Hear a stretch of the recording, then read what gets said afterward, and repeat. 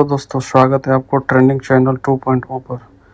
मेरा नाम शैफ है और हम आपको इस चैनल के माध्यम से कम समय में लेटेस्ट न्यूज़ सुनाने का कष्ट करूँगा। आज मैं बात करूँगा भारत सरकार ने बहुत बड़ा कदम उठाया है GST 2.0 को लेकर। आज मैं आपको सामने माल एवं सेवा कर यानी GST की नई दरों पर बात करने आया हूँ। हाल ही में सरकार ने GST में बड़े सुधार किए हैं। इन बदलाव का मकसद है महंगाई से राहत, जरूरी चीज़ों का सस्ता करना और उन वस्तुओं को महंगा करना जो या तो विलासित की श्रेणी में आती है या तो स्वास्थ्य के लिए हानिकारक है। सबसे पहले दैनिक उपयोग की वस्तु जैसे हेयर ऑयल, शैम्पू, साबुन, टूथब्रश, टूथपेस्ट, शेविंग क्रीम इत्यादि। पहले इन पर 18% GST का देना पड़ता था, अब यह घटकर 5% GST कर दिया गया है, यानी 13% अंक की राहत। अब सोचिए, हर घर में सामान रोजाना इस्तेमाल कर होते हैं, ऐसे में टैक्स घटने से सीधे परिवार के बजट में बोझ कम होगा।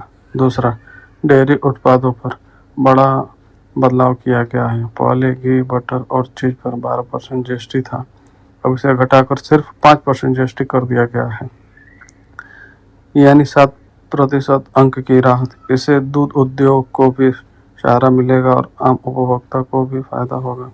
तीसरी, स्टेशनरी आइटम्स, बच्चों की पढ़ाई के लिए कॉपी, पेंसिल, इरेजर जैसे चीज़ों पर पहले 12% GST लगता था, अब इन्हें पूरा GST मुक्त कर दिया गया है, यानी 0% GST का सीधा असर विद्यार्थी और अभिभावकों पर होगा। शिक्षा अब और किफ़ायती होगी। अब बात करते हैं इलेक्ट्रॉनिक उपकरणों की। एयर कंडीशनर, बड़े टीवी, प्रोजेक्टर और डिश वॉशिंग मशीन पर पहले 28% GST था, अब उसे घटाकर 18% GST कर दिया गया है, यानी 10% अंक की राहत। यह बदलाव मिडिल क्लास परिवार को राहत। छोटी गाड़ियों और मोटर वाहनों पर भी 28% GST की जगह केवल 18% GST लगेगा। गाड़ियों के दामों में यह कमी ऑटोमोबाइल सेक्टर को भी प्रोत्साहित करेगी। दोस्तों, सिर्फ राहत ही नहीं, कुछ चीज़ों पर टैक्स बढ़ाया भी गया है, जैसे पान मसाला, सिगरेट और बीड़ी जैसे स्वास्थ्य को नुकसान पहुंचाने वाले उत्पादों पर 40% तक GST लगा दिया गया है। इसका मकसद है ऐसे हानिकारक आदतों को महंगा करना ताकि लोग इन्हें कम अपनाएं। एक और महत्वपूर्ण बदलाव बीमा इंश्योरेंस में स्वास्थ्य बीमा और जीवन बीमा प्रीमियम पर पहले 18% GST लगता था, अब इसे पूरी तरह से हटा दिया गया है, यानी 18% अंक की राहत। इसे आम आदमी को अपने और अपने परिवार के लिए बीमा लेना आसान और सस्ता होगा।